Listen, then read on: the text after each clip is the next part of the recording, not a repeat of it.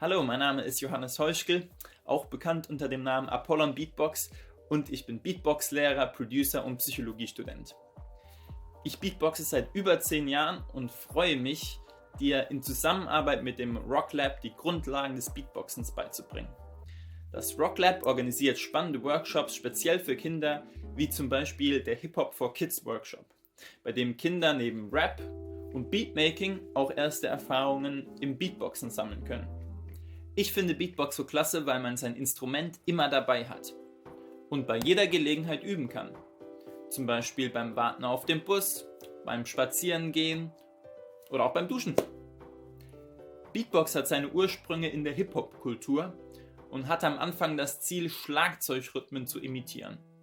Der erste Sound, den ich dir heute zeigen möchte, ist das Hi-Hat. Das Hi-Hat ist ein Teil des Schlagzeugs und hört sich in echt so an.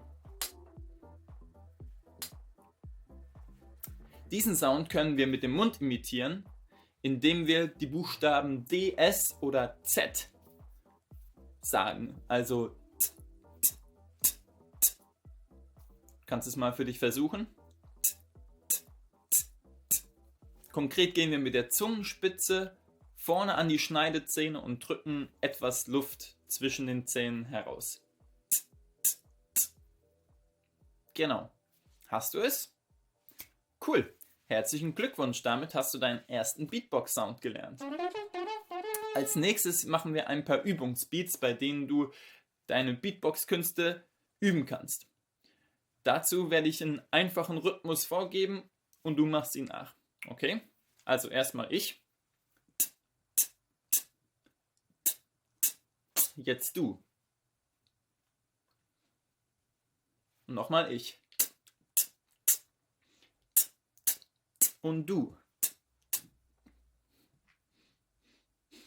Super. Cool. Vielen, vielen Dank fürs Mitmachen. Im nächsten Video werde ich dir zeigen, wie du eine Snare Drum, die sich so anhört, mit deinem Mund imitieren kannst. Zum Beispiel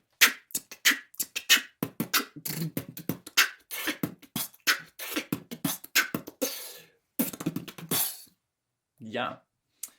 Mein Name ist Johannes und zusammen mit dem Rock Lab Team wünschen wir dir einen schönen Tag und bis zum nächsten Mal.